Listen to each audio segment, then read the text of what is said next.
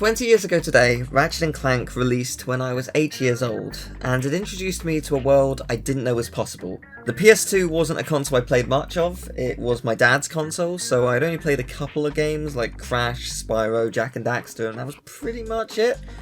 My extent was with the PS1, and like the majority of the games I played were either 2D or 3D platformers, with the exception of a couple games like Tekken or Rage Racer. And I was just blown away by what Ratchet & Clank did, and how everything it does has so much purpose, and really just made me think about other games and what they had to do to be better, I guess. So I had never played any game with guns, simulating reality or otherwise, because my parents were against guns, which totally understand, fair enough.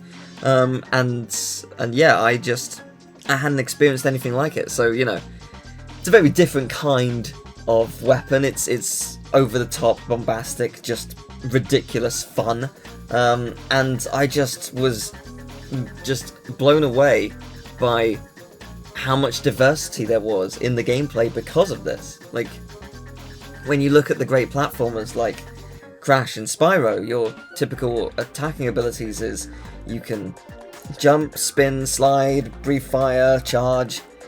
That's pretty much it. And then this has 20 weapons and a wrench, and you just have so much potential at your fingertips, and it's amazing. Like, being able to experience that. My favourite weapon has to be the Tesla coil, just when you actually have enough bolts to get it, because it is very expensive. The satisfaction of just frying enemies is so good. And then the Rhino exists, and when you discover that is something special. The music of Ratchet & Clank by David Bergeau is just mind-blowing. I had experienced, as I say, games like Crash, Spyro, Rage Racer, Tumby, so I had experienced incredible soundtracks, but something about Ratchet & Clank 1's soundtrack is just on another level. The beautiful worlds that you explore, the amount of diversity with where you travel is just, and how large they are as well, was just something to behold. I think like the game of that scale, I guess there's Spyro and Jak and Daxter. The levels in Spyro are of course quite large, but they are compacted, whereas Ratchet & Clank, whilst it is locking you into a certain area, it felt like I could go anywhere on this massive planet. And I guess the close example would be Jak and Daxter, on the basis that it has places where it locks you in, but there's no loading, you are free to go. And with Ratchet & Clank, there is loading, but it's very nicely hidden in you travelling, and it's just quite a beautiful experience. Because as a kid, you don't really think about loading. Like, I was like, oh, I have to wait a second, okay, whatever. Or, in the case of Ratchet & Clank, oh, I'm gonna get in a spaceship, yay! You know, it's just amazing. And yeah, the worlds are just so atmospheric. I think Ultanis is just such an incredible one, because Clank's not with you, and the atmosphere, the lightning and the rain, and just the intensity of the music really, like, just, I don't know, just, it gives you just a visceral emotion of like, oh man, things are heating up. But the thing that I've come to appreciate more, and I didn't really understand why I loved it at the time, but I do now, is the opening shots of levels. So you enter a planet or a space station or whatever, and it will give you a shot of what you are about to experience. And that is so important. It's so important to get that right, to know that there's this towering building that you can totally explore freely, and you can go around, you can go in, and you've got so many missions in different locations. Like Rilgar is just such a big place, and there's so much going on, and the first thing you see is just that huge building, and you're not just going to the top of it, and you will get to the top of it, you're going inside, you're going around, you're exploring the like, it's not even inside, but like, there's like a courtyard in between, so it's technically inside, but like, just, it's incredible to experience that. It's wonderful. The fact that Ratchet & Clank is able to provide those emotions it was really special to me. I didn't know. I didn't know, you know? The story was also amazing because you got to see all these wonderful characters, and also these incredible villains. Like, Chairman Drek is an excellent villain, extremely high stakes, only getting high as the game goes on, and again, you feel it. If you don't stop him, when will he stop? Like, he won't. It will just go on and on and on, an endless cycle, and he will just commit countless acts of genocide, and it's ridiculous, and it's amazing, because it's a game largely intended for all ages, and it doesn't talk down to children, despite how heavy the subject matter is when you really get down to it. And like, even Ratchet's voice is really charming to hear it in that game. Instead of James Arnold Taylor in the first Ratchet game, it's Mikey Kelly, and it's different, but it works. It really, really works, and it's wonderful. It's so cool. Like, Ratchet, I wonder how different Ratchet would be if he didn't change as a voice. Honestly, I don't know. Like, James Arnold Taylor is a perfect Ratchet, but Mikey Kelly was damn good, and I love it. I love it for it. Like, the level design throughout every planet and every space station is just incredible. The game has a charm with its double jump, in the respect that the double jump doesn't technically work that well, but I don't care at the same time. It doesn't bother me at all, because it's just, it really is just really fun to explore. The movement is so different to later games. Like, the double jump is much more pronounced, you've got a lot more freedom of movement, you can strafe, etc. But the quote-unquote jankiness that you get from the first game is really nostalgic to me, and I wouldn't change anything about it.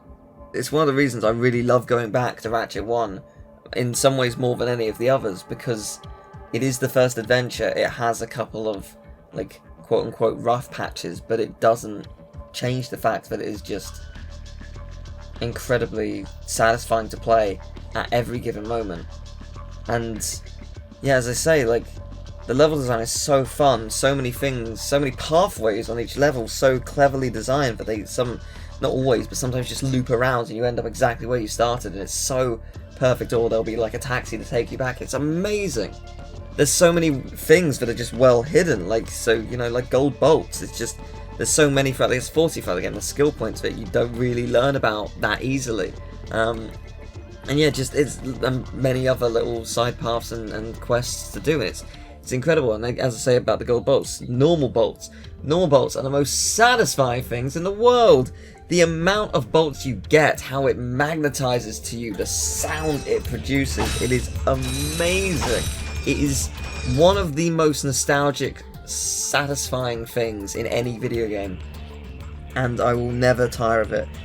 Arguably, it gets better in later Ratchet games in the respect that you get more bolts, because the Insomniac learned that more is better in the case of bolts.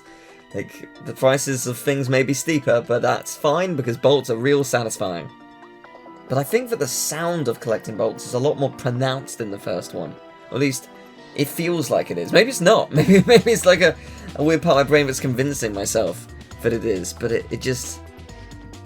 yeah, it just... everything about Ratchet & Clank makes me so happy. The first game is just an absolute joy, an absolute masterpiece.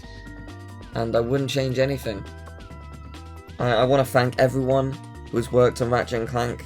And not just the first one, the entire series. Anyone who's worked on any part of Ratchet & Clank throughout its many years, just thank you, because the franchise is still going strong. Rift Apart is just an incredible game. I don't know where I'd rank it. It's so fun. It's so high on the list. Like, Ratchet 1, 3, Crack in Time, Nexus, they all of them are just so fun. And of course there's the wrench. And I have done a wrench only playthrough of pretty much every game.